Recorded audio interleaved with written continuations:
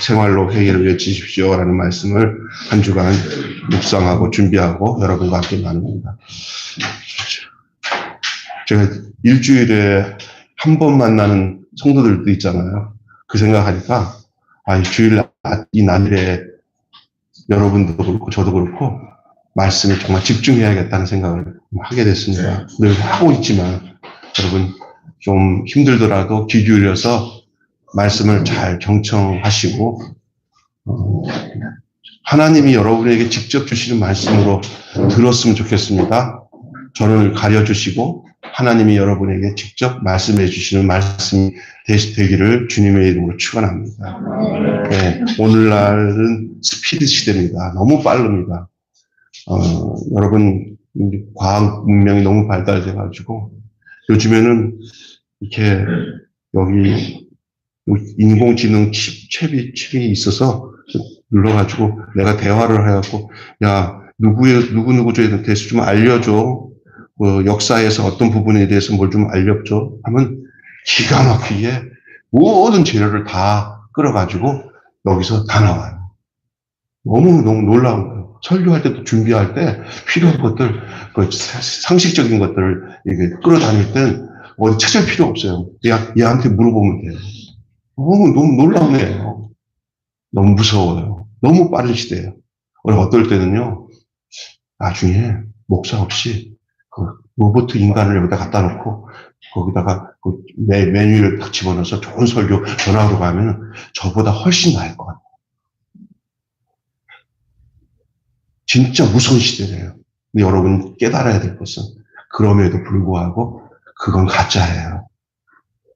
왜냐하면 그건 기계예요. 그건 지식이에요. 근데 저는요, 인격이고 저희 안에 있는 성령이에요. 부족해도. 우린 그것으로 서로 이렇게 서로 교제하고 하나님의 만남을 가져야 돼요. 부족해도. 그래서 우리가 똑똑하고 완벽한 걸 사랑하지 말고 사람인 것을 사랑하고 할렐루야. 하나님 안에서 부족한 것을 용납하면서 그렇게 살아가면 놀라운 지식들이 와도 그것은 다 하나님께 속한 거예요. 요즘 스피드 시대예요. 너무 빠른 시대잖아요. 급속도로 사회가 변해요. 저는 다음 시대에 되는 우리의 희락이, 희열이나 우리 지성이나 시대는 앞으로 어떻게 될까? 정말 궁금할 정도예요. 아마 저와 여러분들이 다 시대를 끝나고 이제 사회에 40대, 50대 나이 될 때 우리 희락이, 희열이가 50대, 40대 그때 나이 될 때 우리는 없잖아요. 그때 뭐 살아남을 사람도 있겠지만 이 세상이 어떻게 될까? 난 무서워요. 그때 아이들이 어떻게 믿음을 지켜나갈까? 정말 궁금하기도 하고 무섭기도 해요. 솔직히 너무 이런 시대가 빨라요. 그러니까 굳이 젊은 사람들에게 있어서 하나님을 믿어야 될까? 하나님을 믿어야 될까라는 생각에 대해 의문을 가져도 될 만한 세상이 됐어요. 정말 이런 세상이에요. 그게 이제 뭐냐면요, 말씀 학대예요. 모든 정보가 빨라지고 모든 게 빨라져요.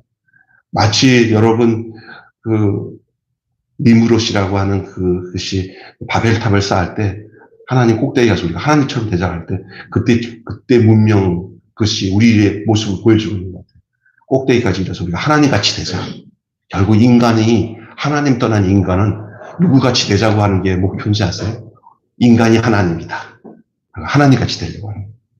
근데 하나님은 여전히 하나님이신 것을 여러분 기억하셔야 됩니다.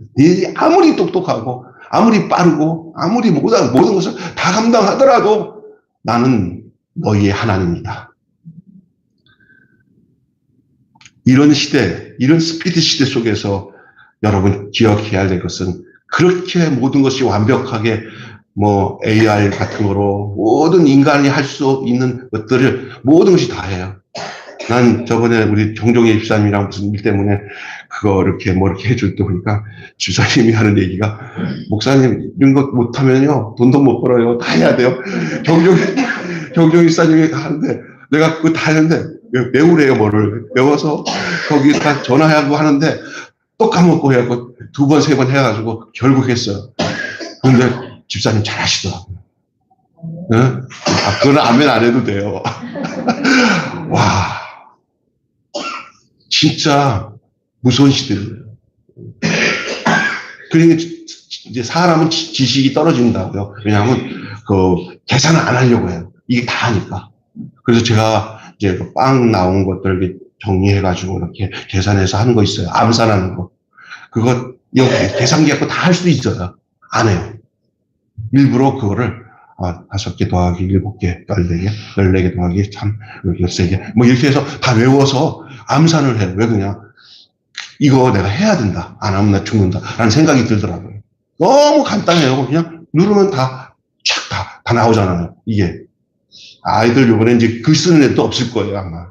이게 다 자판을 쓰니까. 이제 자판도 안 써요. 소리 내면요. 그 소리가 다, 글을 다 만들어줘요. 이렇게, 우리 아이들한테 묻겠지만, 너희들 앞으로 이제, 공책 같은 거 안 가져갈 거다, 앞으로. 그렇게 될 것 같아. 왜냐면, 애들, 그 교과서 전체가, 뭐죠? 뭐죠? 태블릿 PC, 미안합니다. 태블릿 PC 다 들어가요. 이런 시대예요, 이런 시대. 너무너무 빠른 시대예요. 그런데 이런 것을 겪다 보니까 사람 문제 알아요. 과학이 발달되면 첫째로 나타나는 게 하나님을 무시하고 싶은 것이 인간의 본성이에요. 진짜예요. 받으니까. 그러나 여러분, 변하지 않습니다, 진리. 세상에 인간이 아무리 똑똑해서 하나님이 할 수 있는 일을 인간이 다 해도 하나님은 여전히 하나님이고 진리는 여전히 진리고 복음은 여전히 복음입니다. 여기서 여러분 절대 흐트름 없어야 돼요. 착각하지 말아야 돼. 착각하지. 그래도 인간은 별 수 없다. 왜요? 인간은 죄에 노출되어 있어요. 문제는 죄의 문제입니다. 아무리 세상의 것을 다 인간이 할 수 있는 시대가 오더라도 인간이 죄 문제를 해결할 수는 없습니다. 과학으로 죄 문제를 해결할 수 있습니까? 양심의 악한 죄를 여러분 과학이 발달된다고 그걸 해결할 수 있습니까? 죄 문제. 절대 죄 문제 해결할 수 없습니다. 그래서 진리는 여전히 변함없습니다. 이게 복음입니다. 복음은 어제나 오늘이나 변함없는 진리입니다. 예수 그리스도는 어제나 오늘이나 영원토록 동일하십니다. 그러므로 여러분 이 급변하는 시대에 여러분 잘 적응을 하는 것은 잘 해야 돼요.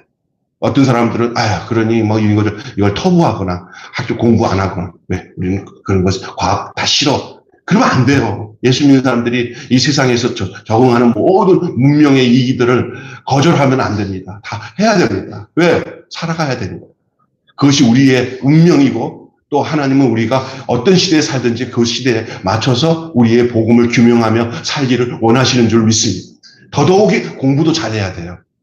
네? 더 똑똑해야 되고요. 더 지혜로워야 돼요. 그렇다고 인간적으로 지혜로워하는 건 아니에요. 하나님 안에서 이 세대를 잘 분별하고. 그래서 로마서에 말하잖아요. 너희는 이 세대를 본받지 말고 마음을 새롭게 함으로 변화를 받아 하나님이 기뻐하시고 선하시고 온전하신 뜻이 무엇이든지 분별하도록 하라 하는 거예요. 분별하는 이유가 뭐냐? 하기 때문에 분별하는 거지. 아예 안 하면 분별할 필요도 없잖아요. 그래서 살아야 됩니다. 기분 나빠도 웃기는 선생님이 있어도 세상적으로 아주 대먹지 않은 교사들한테 애들한테 맡겨도 아이들 학교 보내야 돼요.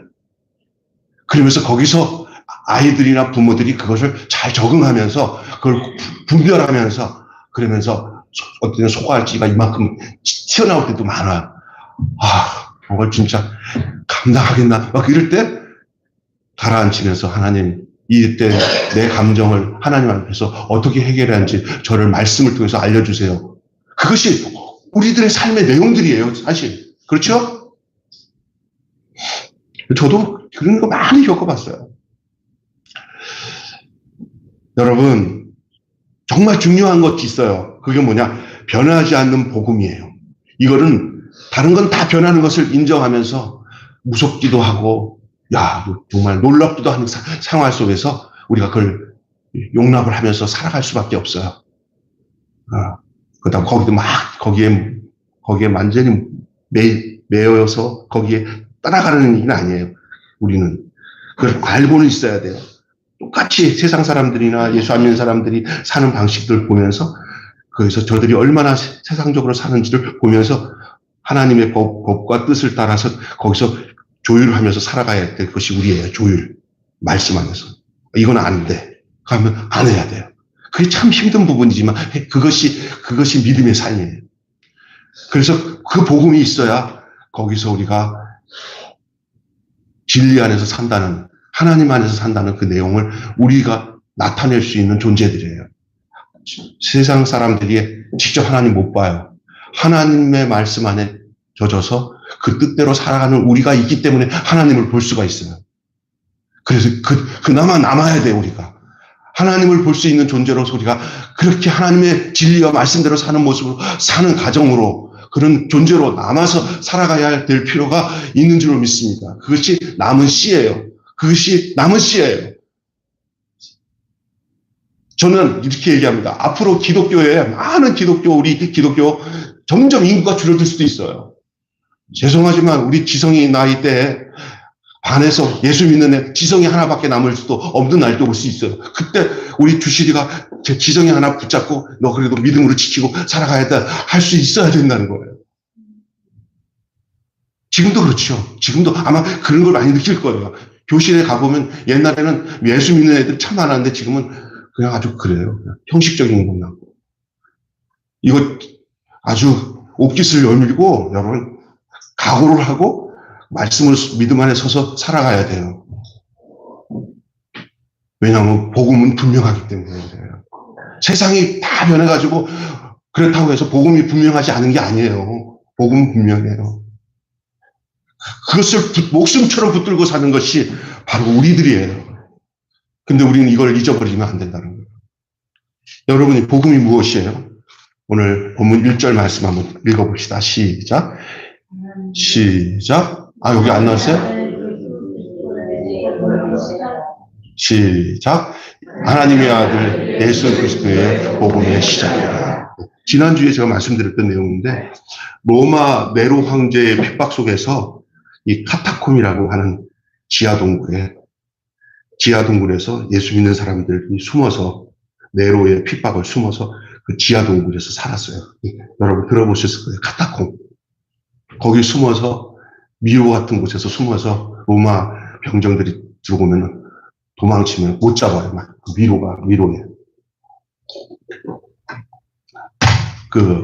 네로가 로마에 불을 질러놓고는 누구에게 다 뒤집어졌냐면 기독교인들에게 다 뒤집어졌어요. 그래서 기독교인들이 핍박을 받으니까 전부 카타콤이라고 하는 지하 동굴에 들어가서 거기서 살게 됐어요. 그게 카타콤이라는 거예요. 그리고 그들끼리 약속을 해서 믿는 사람들이 약속을 하는 것이 여러분 이렇게 차를 타다가 보면 뒤에 보면 익투스라고 들어봤죠? 익투스 이렇게 물고기 모습을 해갖고 이렇게 여기 그 당시 그리스도인끼리 서로 소통하는 표시예요. 예수 믿는 사람들은 그게 뭔지 알아요. 익투스. 그걸 바로 예수 믿는 표시예요. 그 카타콤 무덤 속에서 숨어 살면서 그들이 믿음을 지키고 살았던 것이 그 살았던 내용이 뭐 때문에 살았냐면 복음 때문에 살은 거예요. 그들이 왜 그 지하 동굴 속에서 그 신앙 지키고 살 수밖에 없었던 것은 그 내용이 복음이었어요. 그리고 그들은 거기서 죽어도 그 영생의 소망을 가지고 살았어요. 왜냐하면 그 복음만이 우리의 생명이 새로워지는 유일한 길이라는 것을 알고 있었기 때문에. 여러분, 예수 믿는 사람이 뭔지 아세요? 이 세상 속에서 왜 우리가 예수 믿는지 아냐? 그것이 우리가 살아가야 할 생명의 길이라는 것을 알고 있기 때문에 예수 믿는. 우리의 막 관심이 돈이라고 한다면 여기 있을 필요 없어요. 돈 많이 벌기 위해서 매일 교회 와서 돈 버는 기술 배우고 뭐 일기에서 그런 거 세상에 가면 많아요. 그거 아니고 우리는 뭐냐? 이 복음이 바로 우리의 생명을 새롭게 하는 그 유일한 길. 이게 복음이에요. 내가 곧 길이요 진리요 생명이니 나로 말미암지 않고는 아버지께로 올 자가 없느니라고 하신 그 예수님, 그분 때문에. 그런데 이 복음의 역사는 무엇으로 시작됐습니까? 오늘 본문 2절부터 8절에 나오는 이제 세례 요한을 이야기를 통해서 여러분에게 말씀드리고 싶습니다. 복음의 이야기, 그건 바로 세례 요한의 이야기로 소개합니다. 그것은 회개로부터 시작된다는 거예요. 세례 요한이 지금 얘기하고 있는 얘기가 회개의 이야기예요. 회개로부터 시작돼요.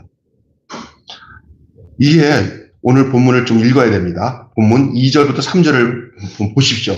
같이 읽겠습니다. 2절부터 3절 시작. 선지자 이사야의 글에 보라, 내가 내 사자를 내 앞에 보내노니 그가 내 길을 준비하리라. 광야에 외치는 자의 소리가 있어 이르되 너희는 주의 길을 준비하라. 그의 오실 길을 곧게하라. 기록된 것과 같이 이렇게 여기까지만 얘기합시다.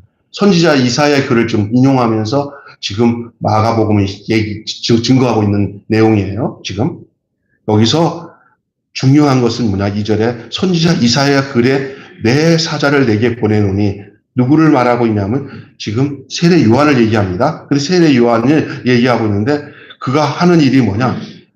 예수님의 길을 예비하는 거예요. 예비합니다. 근데 그 예비하는 그 일에 그 세례 요한의 별명을 세례 요한이라고 얘기하지 않고 뭐라고 하냐면 그 사람을 소리라고 그래요. 소리. 세례 요한은 존재가 아니에요. 그냥 광야에 외치는 자의 소리예요. 광야에 외치는 자의 소리가 있어. 가로되 너희는 주의 길을 예비하라. 그의 첩경을 평탄케 하라. 이렇게 얘기했습니다. 이 구절에서 광야에 외치는 자의 소리는 누구를 말하냐면 세례 요한을 말하는 거예요. 그래서 세례 요한 이퀄 뭐예요? 광야에 외치는 자의 소리예요. 그럼 오늘 풀어나갈 얘기는 광야에 외치는 소리가 뭔지를 얘기할 거예요. 세례 요한의 사명이 무엇입니까? 세례 요한의 사명이 주의 길을 예비하는 거예요. 예수님 오시는 길을 예비하는 거예요. 그게 세례 요한의 사명이에요. 주의 길을 예비하는 거예요. 자세히 보면 인류의 역사는 길을 예비하는 선구자의 터 위에 세워진 역사예요. 길을 예비하는 선구자들의 터 위에 세워진 역사가 인류의 역사예요. 우리는 어느 곳에 가든지 무엇을 하든지 뭐를 하든지 간에 뒤처진 사람이 아니라 앞서진 사람이 돼야 돼요. 앞서가는 사람. 그게 선구자예요. 선구자. 하나님은 앞선 사람을 축복합니다. 세례 요한은 예수님 앞서 오셔가지고 예수님의 길을 예비하는 자, 선구자의 역할을 했어요. 여러분이 특별히 이렇게 주일전에 나와 기도하고 아침에 묵상하고 기도하며 하루를 시작할 때 하나님 앞에 기도하는 그런 생활을 하는 거, 이거 굉장한 자부심을 가지고 선구자적인 마음을 가지고 살아야 됩니다. 하루를 시작할 때 꼭 기도하며 하루를 시작하는 것, 굉장한 축복이 아닐 수가 없습니다. 이런 사람들 때문에 이렇게 먼저 새벽에 나와서 아침에 주님 앞에 기도하며 민족을 위해서, 나라를 위해서 이렇게 선구자적인 마음을 갖고 기도하는 사람들 때문에 이 나라가 살고 한국이 살게 될 것이고 가정이 살게 되고, 그러나 그런 선구자적인 역할을 하는 사람들이 어쩌면은 희생도 많이 해야 되고 영광은 덜 받을 수도 있고 그럴 수 있어요. 세례 요한의 모습이 그랬던 것처럼요. 그러나 여러분, 그것이 가장 예수님이 말씀하는 것처럼 가장 사람이 태어난 사람 중에, 인간 중에 가장 위대한 사람을 예수님은 세례 요한이라고 했어요. 예수님이 하신 말씀이에요.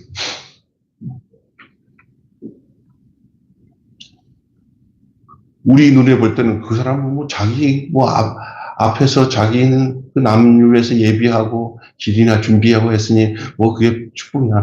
스포트라이트도 안 받고. 세례 요한의 인생은 어떻게 보면요, 철저히 예수님을 위해서 준비하고 자기가 준비한 일이지 자기에게는 영광이 하나도 없는 삶을 살았던 사람 중에 한 사람이에요.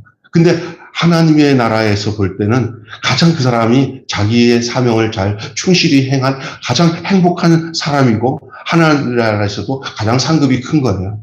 저는 오늘 이 시간에 그 세례 요한의 축복이 여러분 속에 분명하게 있어지기를 주님의 이름으로 축원합니다.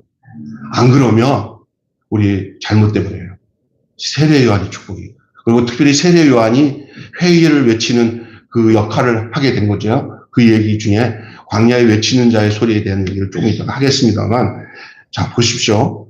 우리는 항상 좋은 일을 하려면 먼저 앞서서 늘 선구자적인 길을 예비하고, 길을 통과해서 길을 걸어오는 자도 중요하지만, 길을 오는 사람을 위해서 길을 준비하는 사람은 세상적으로 볼 때는 참 좀 그한 것 같아요. 군대 가면요, 뭐 사단장 온다고 해서 우리 그냥 쫄병들 완전히 길 준비하고 그러는데, 제가 생각하면 그리스도인이 그런 삶을 살아가는 거예요.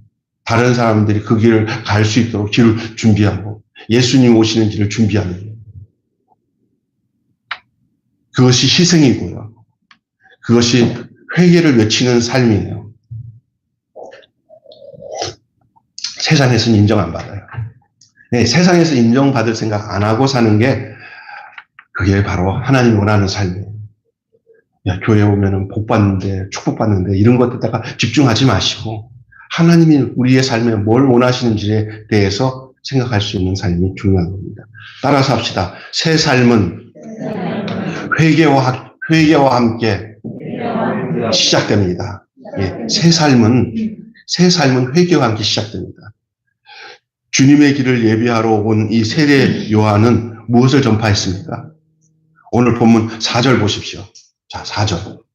자, 시작. 세례 요한이 광야에 이르러 죄사함을 받게 하는 회개의 세례를 전파하는, 죄사함을 받게 하는 회개의 세례를 전파했어요. 세례 요한이 이르러 광야에서 죄사함을 받게 하는 회개의 세례를 전파했어요.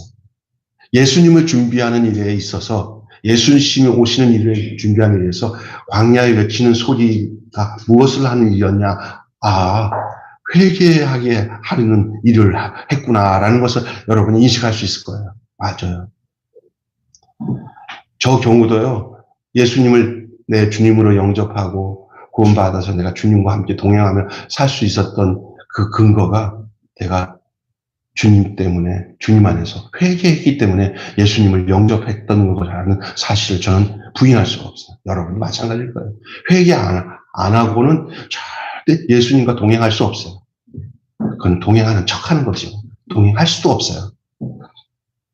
세례 요한은 그 역할을 한 거예요. 예수님과 함께 살게끔 준비케 하는 자 역할을 한 거예요. 광야에서 죄사함을 받게 하는 회개의 세례를 전파했다고 했어요. 세례 요한은 회개의 세례를 전파했습니다. 새로운 삶은 회개와 함께 시작됩니다. 그러므로 정말 새롭게 시작되길 원하시고 새로운 삶이 시작되기를 원한다면 회개부터 시작돼야 됩니다. 중요한 건 뭐 경제적인 것이다, 뭐 정치적인 것이다, 뭐 상황과 환경 이런 거는 뭐 변화시킬 수 있다고 생각할 수도 있어요. 그러나 환경과 그런 상황과 만물을 새롭게 하는 것은 한 사람의 회개에서 시작되는 거예요. 제가 이런 얘기 할까요? 제가 고등학교 3학년 때 예수 믿고 영생 구원을 체험했어요. 진짜. 그때 제가 경험했던 게 뭐냐면 저는 정말 좀 약간 세상이 너무 힘들거나 어렵고 지간이 막 어렵고 하니까 세상 말로 막 살았어요. 그냥 소망이 없었어요. 그래서 심지어는 어떨 때는요, 전쟁이 일어났으면 좋겠다. 북한이 내려와서 전쟁이 일어나면 세상 바뀌어지면 많은 사람들이 공평하게 살게 되겠다. 그냥 한번 전쟁이 일어나면 나도 죽고 잘 사는 사람도 죽고 하다 보면 간식 우연치 않게 나는 살면 새로운 판에서 살면 좋겠다. 뭐 이런 생각을 했었어요. 그리고 굉장히 아버지에게 상당히 많은 매를 맞아가지고 그냥 형이랑 동생들은 꾀가 있어서 아버지 화났을 때 다 도망가는데 저는 아주 머리가 안 좋아가지고 꼭 맞을 때 옆에 있어가지고 아버지 하다가 맞아요. 정말 그러면서 제가 군대 갈 때 우리 아버지 막 울더라고요. 근데 그때는 이제 다 커서 이제 괜찮은 줄 알았더니 내 형한테 야, 아버지 나 군대 가는데 막 울더라고. 내가 제일 사랑받는다. 우리 형이 하는 소리가 야 이제 때릴 사람이 없으니까 우는 거야. 그 정도로 그러면서 제가 상처는 있었어요. 그러다 제가 저기 홍성에서 저희 아버지가 잠깐 내가 개척할 때 내려와서 여러 가지 밤새도록 얘기하면서 이런 얘기 저런 얘기 하는데 우리 아버지가 나한테 내 얘기가 해서 아버지한테 이런 상처가 있다 그랬더니 아버지가 미안하다고 우시더라고요. 그때부터 아버지에 대한 내 앙금과 상처가 다 사라지고 아버지가 사랑스럽고 너무 고맙고 그랬어요. 그게 저는 이 얘기하려고 그런 것 같아요. 뭐냐면 세상이 바뀌면 새로워지는 게 아니라 내가 바뀌고 또 우리 아버지가 바뀌니까 천국이 오더라고요. 절대 여러분 새로워지는 건 환경과 만물과 좋은 것들이 내가 원하는 대로 만들어진다고 새로워지는 거 아니에요. 우리는 내 환경만 바뀌면 내가 새롭게 살게요. 이것만 바뀌면 그건 순간이에요. 진짜 새로운 거는요.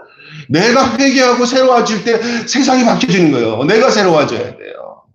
그래서 만물을 새롭게 한다는 것이 그게 만물이 새로워지는 게 아니라 내가 새로워질 때 만물이 새로워지는 거예요. 저는 만물의 새로움을 세상이 바뀌는 것으로 발견 안 하고 예수님을 영접한 다음에 내가 정말 울면서 회개한 순간부터 세상이 바뀌면서 미워할 사람 없고 판단할 사람 없고 때로는 순간적으로 상관이지만 그러나 그 성령님이 결국 그거 용서하게 만들고요. 그리고 주님 마음으로 살도록 역사하시는 것이 새로운 세상이에요. 예수님으로 사는 것이 새로운 세상이에요. 여러분의 인생이. 그래서 제가 얘기하는 게 오늘 회개하는 것이 뭐냐? 새롭게 시작하는 시작이에요. 회개 안 한 사람은요, 절대 안 돼요, 그거. 어떤 환경이 바뀌는 것으로 새로움을 시작한다? 약간 영향을 있을 수 있지만, 그걸 쏟고 있는 거예요. 회개가 무엇입니까? 죄를 뉘우치는 것은 작은 의미의 회개예요. 죄를 뉘우치는 것. 보다 더 큰 의미의 회개는 하나님 중심으로 살려고 하는 거예요. 하나님이 내 안에서 사는 거예요. 하나님의 생각으로 사는 거예요. 그리고 뭐냐? 바뀌어진 마음으로 사는 거예요. 그러니까 전혀 달라요.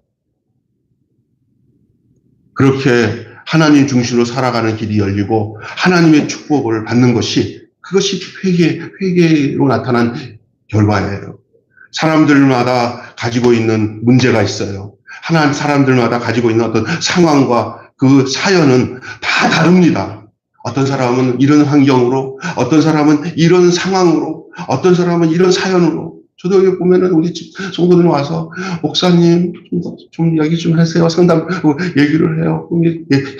얘기하면 다 기도거리잖아. 얘기 들어보면 정말 이거는 인간적으로 감당할 수 없어요. 기도해야죠. 그러나 저는 같이 속으로 원하는 거는 우리가 진정으로 이 문제는 그대로 딱 접어두고 먼저 주님 안에서 회개하세요. 주 예수 내 마음에 들어와. 주 예수 내 마음에 들어와 계신 후 변하여 새 사람 되고 이게 더 중요한 거예요. 아멘. 그 나머지는 이제 새 사람 된 상태에서 이제 그 문제들을 하나님이 해결해 나가시는 것을 하나님 안에서 같이 보자고요. 목사님, 나 이거 환경만 변하면요, 나 정말 새로운 삶 살 거예요. 하지 마세요. 새로운 사람 된 다음에 환경이 변하는 거 보자고요. 아멘. 그게 진정한 회개예요. 어쩌면은요. 그 쉽지 않다고 생각하지만 그게 먼저예요. 그래서 하나님이 우리를 그런 환경 가운데 두고 있는 거예요. 그런 상황 가운데.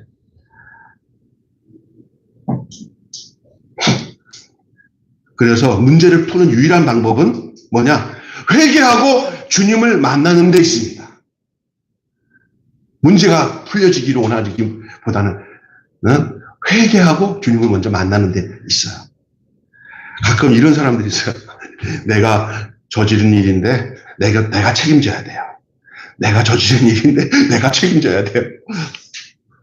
아주 굉장히 양심적이고 좀 반듯한 대답인 것 같은데 좋지 않은 거예요. 아니에요. 그 생각은 지나친 교만이에요. 내가 저지르니까 내가 책임진다. 그러다가 책임 못 지니까 어떻게 되냐? 절대 내가 책임질 일 아니에요. 책임을 떠넘기셔야 됩니다. 그것이 회개한 사람들이 갖고 있는 아주 용감한 믿음이에요. 그게 누구야? 하나님. 당신께 다 맡깁니다. 내가 하려고 하는 게 교만이에요. 의사도 포기했는데 길이 있겠어? 아닙니다. 의사가 포기했는데 사는 사람들 더 많아요. 의사들 굉장히 겁주는 사람들이 많아요. 그냥 거의 죽을지도 모른다는 말을 하는데 살 경우가 더 많아요. 죽을 경우도 있겠죠. 근데 이 의사의 말을 너무 맹목으로 믿는 사람들이 죽을 경우가 더 많아요. 그렇다고 의사 말 믿지 말라는 얘기가 아니라 그렇게 포기하지 말라는 거예요. 그것도 너무 잘못된 믿음이에요. 그런 생각 버려야 돼요. 의사도 포기했는데 길이 있겠어? 뭐 부정적인 말이거든요. 아니에요. 어떤 형편이든지 회개하고 예수님 만나면 그때부터 새로워지기 시작하는 줄로 믿습니다. 그때부터 살 길이 생깁니다. 문제 해결의 역사가 그때부터 생겨요. 회개한다. 저도 그랬어요. 제가 회개하고 나니까 그다음부터 미워지는 것보다는 만물을 새롭게 하시더라고요. 가장 제가 고등학교 3학년 때 회개하고 난 뒤에 은혜 주고 난 뒤에 제 옆에 내 짝꿍 있잖아요. 내가 짝꿍이 아니라 뒤에 있는 애가 내 꿈에서도 내가 막 무술 배워갖고 걔를 때려 눕히고 하는 꿈만 꿨던 애인데 걔한테 가서 때려도 좋으니까 우리 사이좋게 지내자고 내가 그랬더니 또 때리더라고요. 몇 번 때리더니 힘 무수니까 얘는 미쳤다. 때리면 안 되겠다.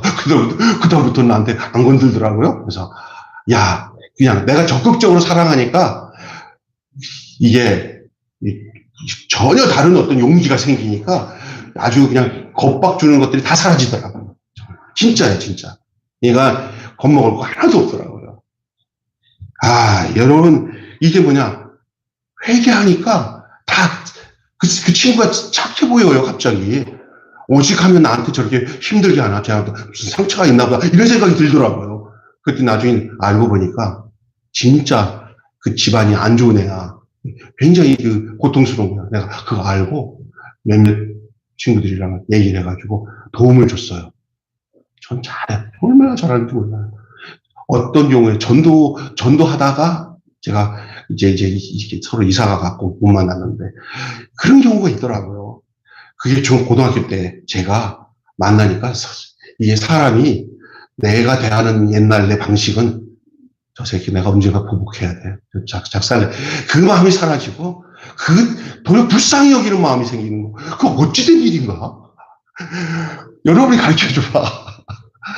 그거는요, 회개했기 때문에. 제가 보니까 지금 회개하면 전혀 다른 방식의 삶을 살게 되는 줄 믿습니다. 그게 하나님의 은혜고 축복이에요. 여러분, 그렇습니다. 그래서 모든 문제가 해결돼요, 회개하면.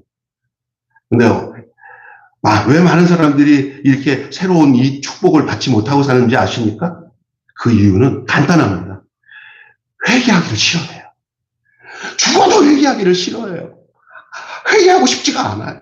회개가 안 된 상태에서 뭔가 해결하고 싶어요. 정말 자세히 보면 우리 주변에 회개하기 싫어하는 사람들이 가득 차 있어요. 그런 사람들 가운데 우리가 회개하는 사람이 될 수만 있다면 우리로부터 새로운 역사, 하나님의 축복의 역사가 시작될 줄로 믿습니다. 그러므로 우리는 항상 광야의 소리를 들을 준비를 가지고 살아야 돼요. 들을 수 있어야 돼요. 세례 요한의 회개의 메시지는 사실 우리가 들어야 할 메시지예요. 그러나 제가 오늘 요 얘기보다 더 한 단계 더 나아간 얘기를 하겠습니다. 우리가 회개의 소리, 광야의 소리, 세례 요한의 소리, 이 소리를 듣는 데서 끝나면 안 됩니다. 우리가 이제 세례 요한처럼 광야의 소리를 외칠 준비를 하고 살아야 됩니다. 다시 말해서 세례 요한의 소리를 들어야 되는 분이 마땅하지만 그거보다도 더 나아가서 여러분이 세례 요한이 돼야 됩니다. 광야에 외치는 자의 소리가 돼야 됩니다. 우리가 이 땅에 사는 존재의 이유는 더 잘 먹고 잘 누리기 위한 것 아닙니까, 사실? 그러나 그것이 오답이에요. 잘 먹고 잘 사는 게 이 세상에 산다고 생각하는 그 보편적인 생각이 우리의 눈을 가려요. 우리는 그것을 뛰어넘어야 돼요. 잘 먹고 잘 사는 문제는 우리가 걱정 안 해도 주님이 마태복음에 말씀하신 것처럼 이 모든 것이 너희에게 있어야 할 줄을 아시느니라. 천부께서 너희들 저 새들 봐라, 저 백합화를 봐라, 다 입히고 먹이시는 하물며 너희가 보냐. 믿음이 적은 자들아 하고 말씀하셨잖아요. 그러므로 너희는 먼저 그의 나라와 그의 의를 구하라. 그러면 이 모든 것, 먹을 것, 마실 것, 입을 것에 대해서는 내가 책임진다. 사실은 지금까지 여러분이 뭐 먹을 거, 입을 거 걱정해서 여러분이 애써서 먹게 되고 있게 되는 줄 알고 생각하지만 사실은 하나님이 먹이고 입히고 해주셔서 여기까지 사신 거 여러분 기억하십니까? 그러면 그보다 더 뛰어난 삶을 살아야 되는 이유가 있어요. 그게 뭐냐? 바로 그 이상의 삶을 살아야 돼요. 바로 그것이 바로 우리가 그리스도인으로서 예수 그리스도를 자랑하기 위해서 존재한다는 거예요. 그러므로 우리 주님을 증거하지 않고는 견딜 수 없는 부담이 있어야 돼요. 우리의 삶 속에서 외치는 자의 소리가 되어서 살아가야 될 위치에 있는 자가 우리예요. 그 생각 없다면 오늘 이 시간에 진정으로 회개하세요. 그리고 그 회개에 합당한 그 내용이 여러분 속에 이제는 강야에 외치는 자의 소리. 다시 말해서 주님을 자랑하고 나타내는 존재로서 살아가야 될 존재구나라는 사실들을 여러분이 오늘 가슴 속에 확 안고 돌아가는 시간 됐으면 좋겠어요. 그러므로 주님을 증거하지 않고서는 견딜 수 없는 부담감. 그것을 위해 내 몸과 내 시간, 내 물질을 아낌없이 드릴 수 있는 사람이 그리스도인이에요. 내 몸. 나를 위해서 뭘 먹을까? 나를 위해서 뭘 마실까? 이거 이제 땡. 주를 위해서 무엇을 드릴까? 주를 위해서 무엇을 할까? 주를 위해서 내 몸을, 내 시간을 어떻게 드릴까? 이것이 그리스도인이에요. 우리는 그리스도를 전하는 광야의 소리로 존재해야 되는 줄로 믿습니다. 광야에 외치는 자의 소리, 세례요한, 정말 훌륭한 사람이가 아니라 그게 바로 우리여야 되는 거예요. 바로 그것이 우리가 구원받은 자로서 이제 하나님이 우리에게 세례 요한 같은 사명과 그 존재로 살려고 오늘 우리 이 본문을 함께 나누도록 하신 거예요. 그런데 우리는 우리의 소리가 진짜 소리가 되기 위해서 어떻게 해야 될까? 우리가 광야에 외치는 자의 소리처럼 세례 요한의 소리처럼 그 소리가 되기 위해서 어떻게 해야 될까요? 그것을 위해서 광야에 외치는 자의 소리가 돼야 되는데 오늘 본문 3절, 4절 연속적으로 광야라는 단어를 강조하고 있어요. 외치는 소리 앞에 광야라는 말을 보면은 이 광야를 잘 여러분 이해해야 돼요. 오늘 아침에도 제가 그 민수기 하면서 광야에 대한 얘기를 했지만 이 광야 정말 중요한 거예요. 광야.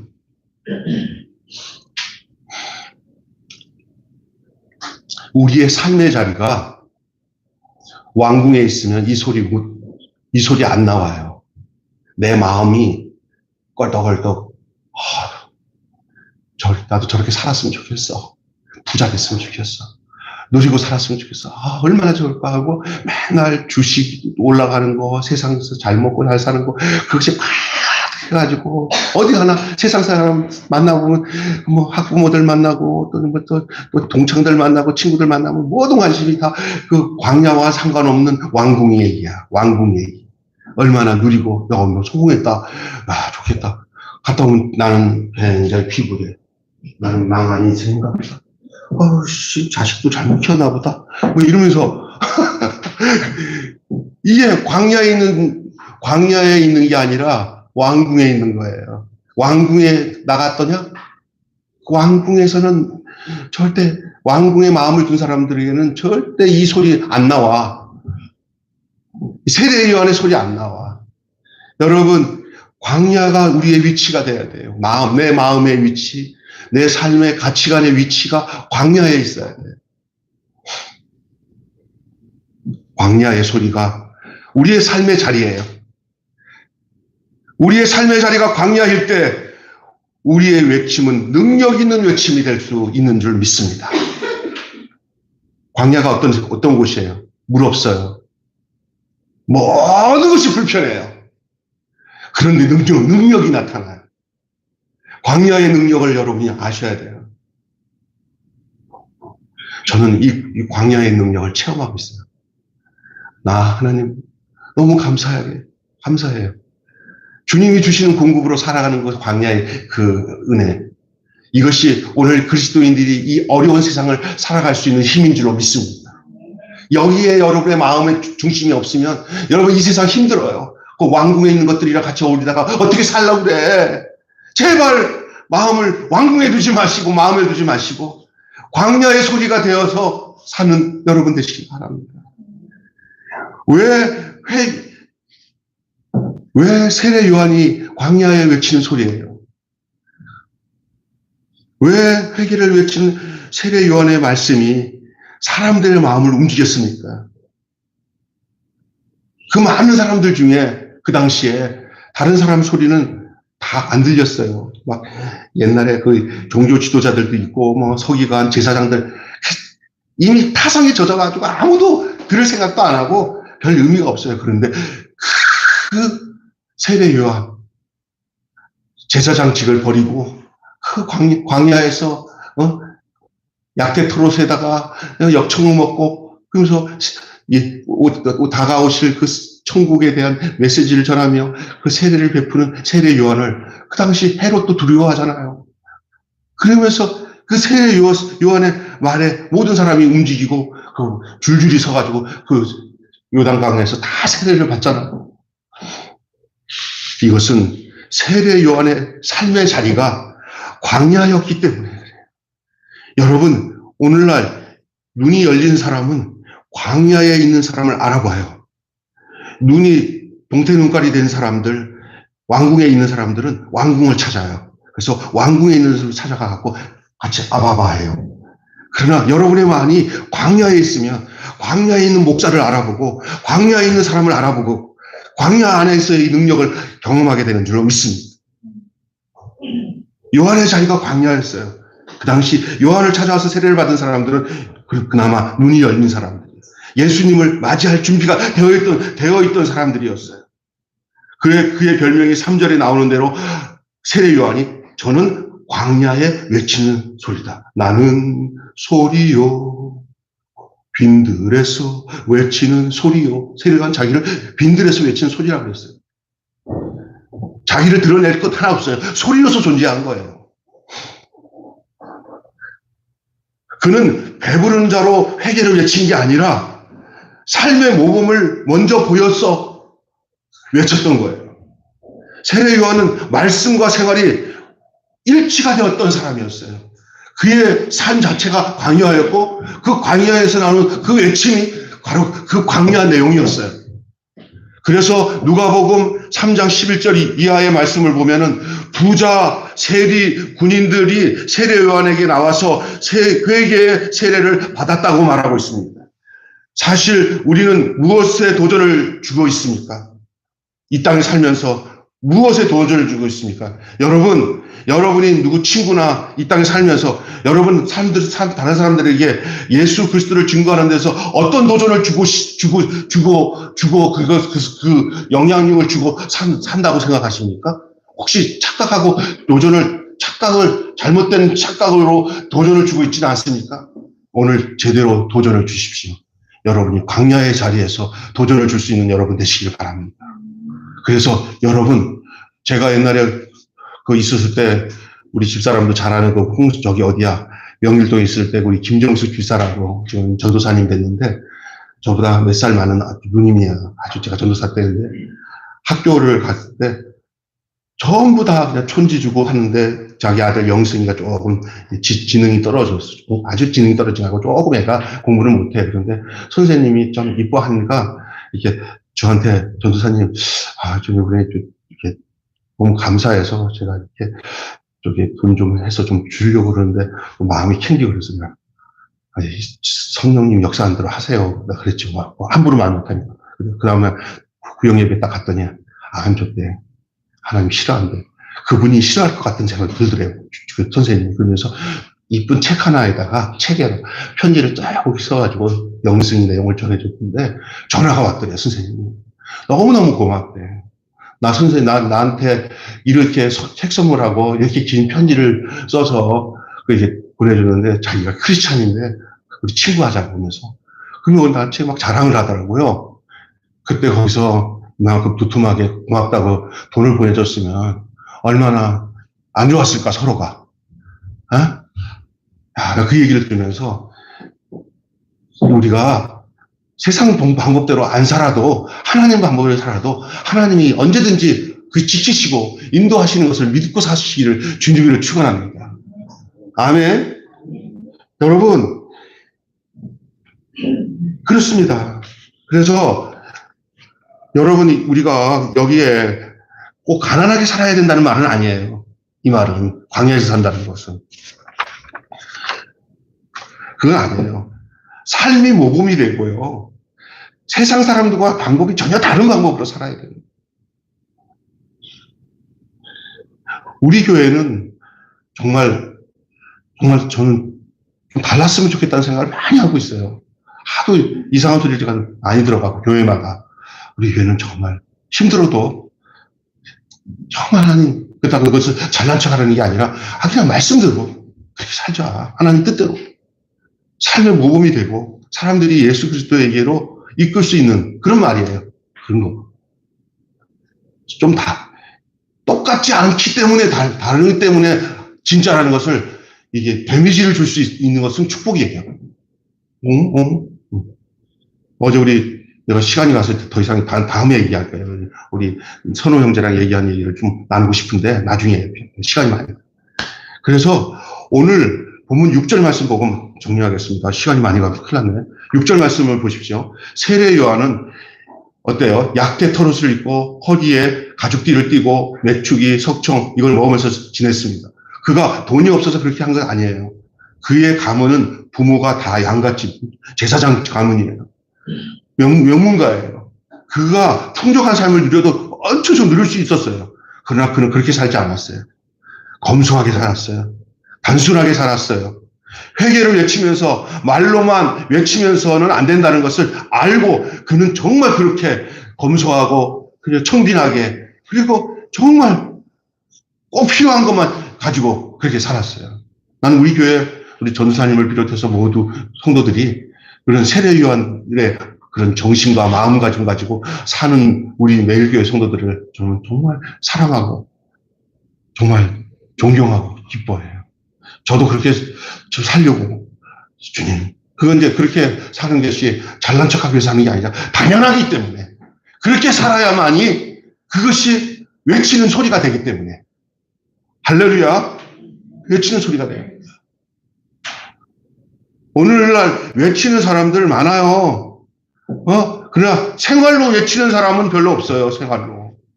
교회에서도 신앙 고백하는 사람은 있지만 생활을 보여주는 사람은 적습니다. 말은 많지만 십자가가 없으면 그 신앙은 허무한 것이에요. 가짜 신앙이에요. 그렇습니다. 이제 우리의 삶 속에 메뚜기와 석청으로 먹고 회복하는 그런 역사가 있어야 될 줄로 믿습니다. 그래서 여러분 하나님을 위해서 헌신하고 드리고 하는 것은 넉넉하게 드리는 것은 감사한 일이지만 나의 삶에 이 세상의 것으로 막 너무 넉넉하게 치장하고 사는 것이 복이라고 생각하는 것을 부끄러워할 줄 알고 살아가며 그것을 다른 사람과 비교하면서 나는 이렇게 풍요롭게 못 사나 이렇게 생각하지 말고 그냥 있는 만큼만 살면서 생활로 외치면서 내가 회개한 증거가 바로 이거야 라고 외치면서 살아가는 삶을 조금 더 부담스럽게 생각하지 말고 그것을 당연한 식에 생각하며 기쁨으로 증거하며 사는 그런 세례 요한의 외침이 여러분 속에 있기를 바랍니다. 혹시 이런 거 있어요. 교회에다가 헌금도 드리고 뭐 하다 보니까 다른 사람들 예수 안 믿는 동료들 보면은 아주 세상적으로 참 풍요롭게 다 하는데 나는 맨날 이렇게 우리 교회 때문에 신앙생활 하기 때문에 이렇게 불편하게 이렇게 자린고비하면서 사는 게 너무 많아. 이럴 때 내가 세례 요한이구나. 세례 요한의 외침이 나 안에 있구나. 이런 자긍심이 이런 축복이 여러분 속에 분명하게 있어야 돼요. 아멘. 이거 없으면 이건 정말 회개의 증거가 내 안에 다시 한번 확인해야 돼요. 저도 목사하고 가보면 부러운 거 많아. 근데 억지로 되지도 않는 걸 부러워하고 있을 때 내가 더 비참한 거예요. 아, 나는 억지로 그 부러움을 하고. 지금이 행복. 아, 난 있어도 이제 이렇게 살 거야. 주님 부어줘도 나는 이제 더 이상 그렇게 살 필요 없어. 그냥 있는 건 다 그냥 주님 주고 그렇게 살고 싶어요. 이런 함부로 얘기하면 또 안 돼요. 해봐야 알아. 너무 많이 가지려고 하지 마십시오. 많이 나눠주고요. 많이 베풀고 그 목적을 가지고 사십시오. 그 목적이 뚜렷하면 하나님은 이웃에게 넉넉히 나눠줄 수 있는 그 물질적인 은총도 우리에게 목적이 분명하니까 부어주셔서 그 목적을 성취하도록 하실 겁니다. 아멘? 예, 그렇습니다. 집이 두세 채 되고 많이 가져도 만족하지 못하는 사람들을 한번 보십시오. 통장에 뭐 잔고가 넘치고 있는데도 주택의 그 액면가들이 좀 높은데도 행복하지 않고 도리어 불안하게 살아가는 사람들을 보십시오. 거기다 소망 두지 마십시오. 예수로 소망 두고 사십시오. 그리고 지금 예수와 함께 산다는 것이 너무나 행복한 줄 알고 사십시오. 아멘. 때로는 목사님 그래도 어느 정도지도 알면서도 하나님이 너 그래도 내가 최고지? 라고 할 때 그래요. 주님이 최고입니다. 라고 말할 수 있을 수 있는 여러분 되셔야 돼요. 또 주님이 그러면 필요에 따라 다 공급하시는 줄로 믿습니다. 단순하게 살고 그리스도가 우리의 유일한 소망임을 고백하며 살아가시기를 바랍니다. 그렇게 살면 우리에게 전혀 다른 차원의 새로운 삶이 열리게 됩니다. 이 땅의 부귀 영화의 인생의 전부를 거는 인생에게 새롭게 이 차원이 높은 삶이 있다는 것을 가르쳐주는 여러분 되시길 바랍니다. 여러분이 가르쳐줄 수 있는 광야에 외치는 소리가 될 수 있는 사람들이에요. 그 가치관 가지고 사세요. 절대 거기에 흔들리지 마세요. 내가 이게 사는 것이 저들이 광야에 외치는 소리네. 세례 요한이 딴 데 있지 않습니다. 저는 세례 요한이 되고 싶습니다. 여러분도 세례 요한 되십시오. 그리고 말씀과 삶이 일치되는 광야의 삶을 살기 위해 힘쓰기를 바랍니다. 그런 삶을 통해서 더욱 하나님께 영광을 얻는 저와 여러분이 되시기를 주님의 이름으로 축원합니다. 하나님 아버지 감사합니다. 오늘 정말 귀한 말씀을 함께 나누고 이 말씀을 가슴 깊이 받아들이는 사랑하는 성도들이 있음을 감사합니다. 이 말씀을 머리로 이해하지 않게 하시고 그냥 마음 깊이 그렇습니다. 목사님이나 우리나 동일한 마음입니다. 그것이 세례 요한이 가졌던 그 삶의 내용이지요. 그것은 그때 세례 요한만 갖고 있어야 될 마음과 그 생각과 외침이 아니라 바로 이 칠흑 같은 암흑 같은 이 시대 속에서 바로 우리가 살아야 할 내용인 것을 주님 우리에게 알려주심을 믿습니다. 라고 고백하는 저희 모두가 되게 해 주시옵소서. 그렇습니다. 바로 우리가 이런 삶을 통해서 더욱 하나님의 영광을 돌리는 그런 삶이 정말 필요한 바로 이 마지막 때를 살고 있다는 것을 알게 하여 주시옵시고 때로는 환경적으로 상황적으로 힘들지만은 그러나 그 가운데서도 주님 안에서 살고 있는 우리의 모습 속에서 하나님 우리가 선구자적인 삶을 살아가는 아름다운 모습을 드러내며 사는 저희들 되게 해 주시옵소서. 우리 주 예수님의 이름으로 기도하옵나이다. 아멘. 다 같이 찬송과